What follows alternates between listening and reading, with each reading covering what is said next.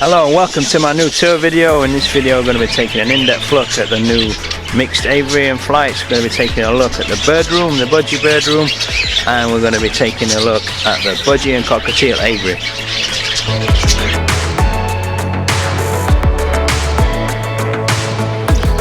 Let's start off first with a tour of the Budgie Birdroom.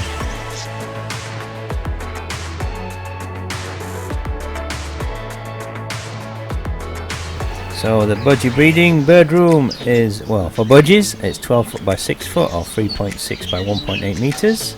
We've got 8 breeding pairs of budgies, or we've got breeding cages set up for 8 pairs of budgies. It's fully insulated with heating and lighting, and we'll get to those details in a moment. So let's take a look inside our Budgie breeding birdroom. So we walk through the door and this is what I see. You can see the breeding cages there. You can see Mango's cage. There he is. Nice big cage we've got for them. They keep each other company. Mango's still lovely and friendly. Here we're just going to have a quick look at some of the babies. And we've got a bird that's not doing too well in there. He's come out of the aviary, so he's just in there till he gets a bit better. And I'll look round and you can see this is the cage that has some of the chicks that aren't doing so well, that have mainly come out of the aviary and they're struggling. They go in there and you can see the breeding cages. So let's take a look at the breeding cages. There you can see we've got 4 big cages, double breeders, so we've got 2, 4, 6, 8 pairs. We've got a few birds that have come out of the aviary rested over towards the end of winter, and then we're going to try them in the birdroom for a little bit to give them a bit of a rest from the cold outside. And you can see again some of the babies with in the middle an adult budgie that's I think he's been nibbled at by either a budgie or a cockatiel, because he's not doing so well. He wouldn't get out of the way probably, but he's fine, perfect health. He just needs to rest in the birdroom. Next up, some really important items for the birdroom. First up is the air purifying system. This has been absolutely a godsend, a saviour. It's been amazing. It extracts all of the feather dust off the birds. Without it, within 1 or 2 days the birdroom would be quite a mess. There'd be dust everywhere, but this thing keeps it nice and clean. Next up, another essential item, or at least for our birdroom, is a dehumidifying system. It's only 500 millilitres, but it does the job. It lasts about 3 days and then you have to empty it, but you just imagine all that moisture would have just been in the birdroom. So that's another essential item. We found that we were having little traces of water on the ceiling or whatever, and this has done a perfect job. We've monitored the humidity and it's come down from about 82% to about 60%. So let's move on to the heating and lighting now. Now, to keep the birdroom nice and warm over winter, especially this winter, we've had a very cold end to the winter. It got to about -7 degrees outside with wind chill, very high winds, making it about -12 or whatever. But in the birdroom, this is a tube heater. Yeah, this has been the backbone of my heating system. It's a 5 foot long tube heater. It's done a brilliant job. I've got a little backup smaller tube heater as well that I had to use on the coldest days, but these, with the insulation, the bubble wrap you can see there, insulation, have done a brilliant job. Let's move on to the lighting now. Yes, lighting is essential, especially if you're breeding in winter. Budgies need at least 14 hours of light. A little bit more is good as well, so I have them on a timer. There's the other light. There's 2 in the birdroom and they do a perfect job. Next up, budgies need, well, all birds really, if you've got them out of the house, they need a night light just in case they get disturbed. They need to be able to settle comfortably. So I've got solar powered night lights. These are decking lights, but they're just as good as they're used for night lights. They're nice and bright, not too bright, so the budgies can sleep. And they're angled ever so slightly to pick up the light from the birdroom lights, so they only come on when the birdroom lights deactivate.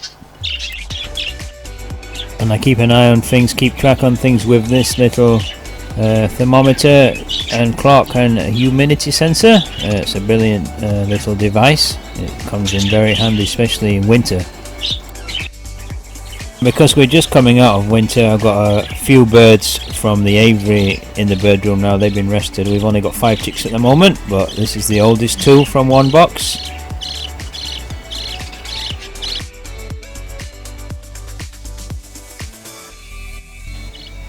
And then actually probably our best female, she's got 4 or 5 babies. I can't remember, I didn't want to disturb them too much, but you can see them being fed by mum here. Let's have a listen.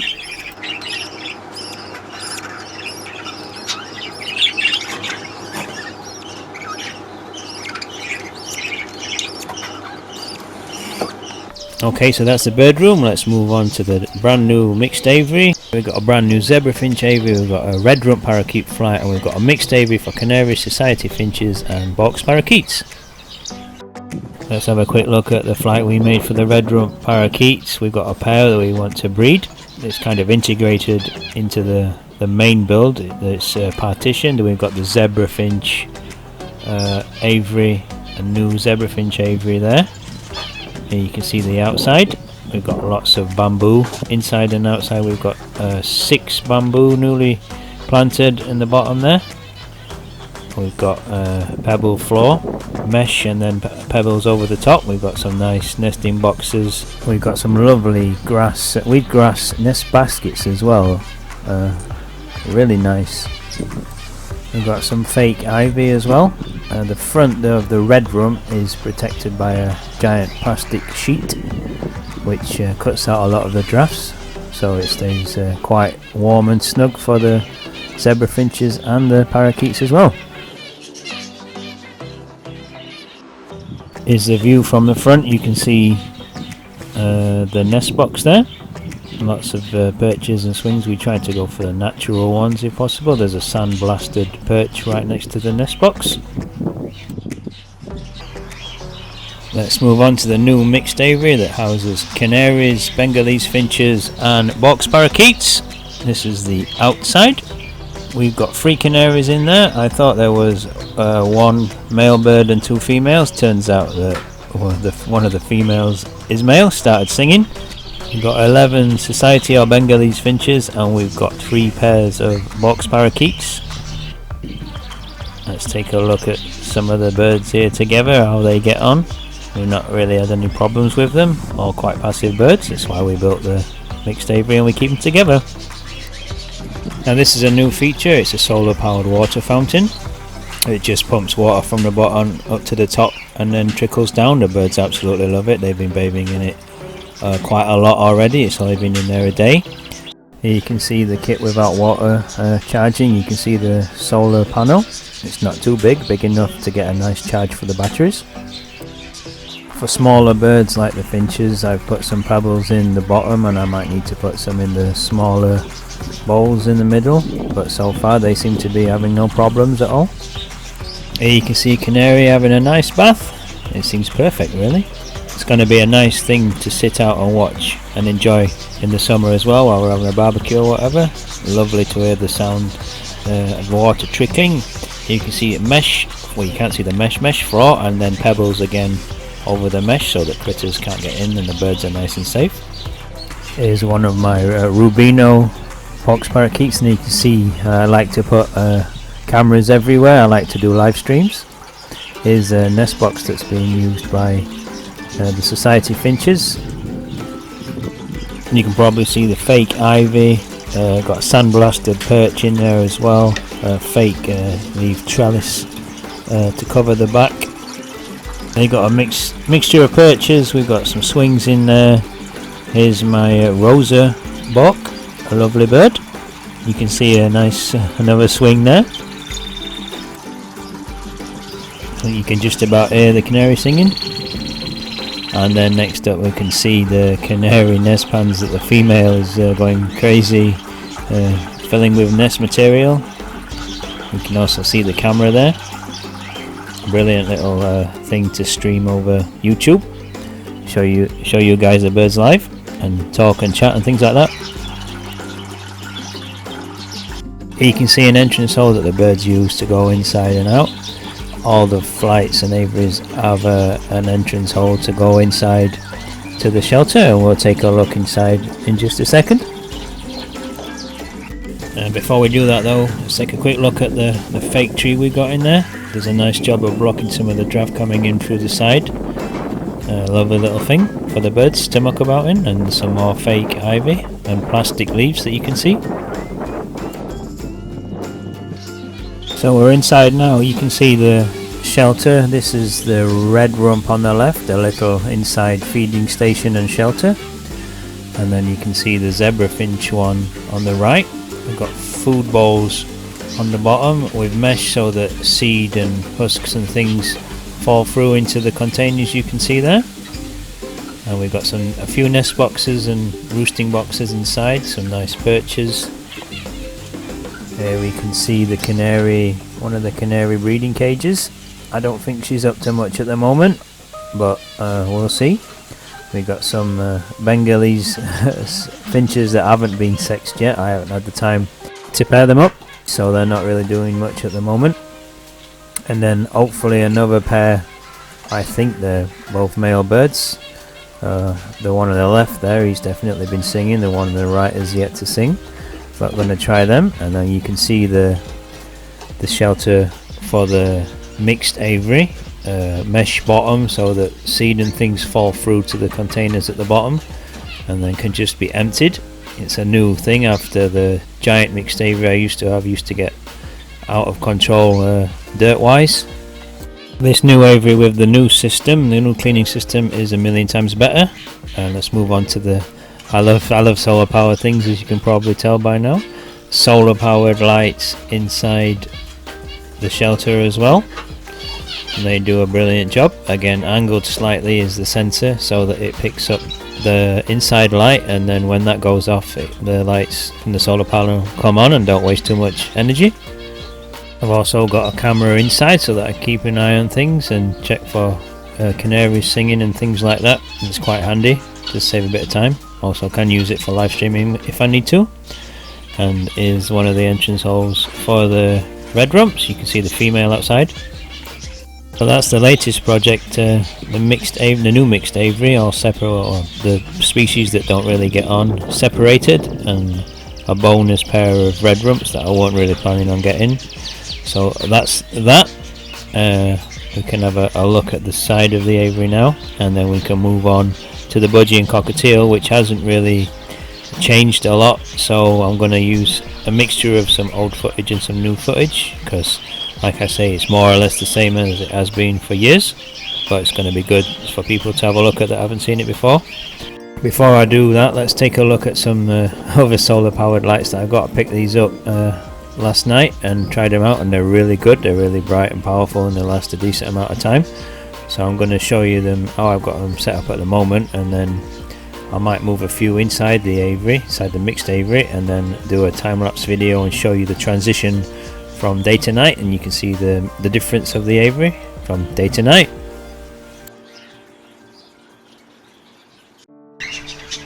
Okay, so let's take a look at the budgie and cockatiel aviary. It used to be just budgies, but I've recently introduced about 11 cockatiels. There's at least 3 proper pairs that I'm hoping to breed. There's 5 nest boxes up just in case there's another female that ends up breeding. So it's just a little bit of slightly older footage just to give you the kind of dimensions of the budgie cockatiel aviary.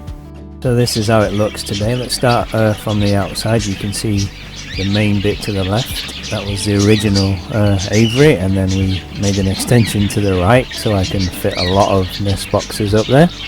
Got around about 12 pairs at the moment. I've got about 19 nest boxes up just so there's some spare. As for the budgies anyway, you always need extra boxes just in case. And the cockatiels, I've got 11 cockatiels, at least 3 pairs definite, and then I've got 5 boxes up just in case any of the others decide to pair up. So it's going to be quite a crazy breeding season this year. It's going to be exciting to watch and see what happens, especially the cockatiels. Again, this is slightly older footage, but it's identical more or less inside. You can see dual insulation because there's not much heating really through the winter. You can see the feeding station with the peg system on the mesh, so you can just slide the feeders in and out nice and easy and then peg it shut. and then the water drinkers inside. Always keep them topped up. And you can see we did have solar lights inside. I might need to get some new ones for the summer. Don't have nest boxes inside anymore, but everything else is just about identical. You see even insulation on the door, insulation just about everywhere on the inside bit. Let's walk in now. Cobwebs everywhere, it's always a problem, especially inside, in between the mesh. We have to put mesh everywhere because budgies do like to chew through wood eventually, so for the long run we put mesh over the insulation, and then you get cobwebs, spiders getting inside and you can't really get it. But here's a view of the extension. That camera is no longer working there, but we've got another camera inside that does work. We've got lots of nice budgies. Let's go back inside and have a look, see if we can have a look outside from the shelter to the main bit.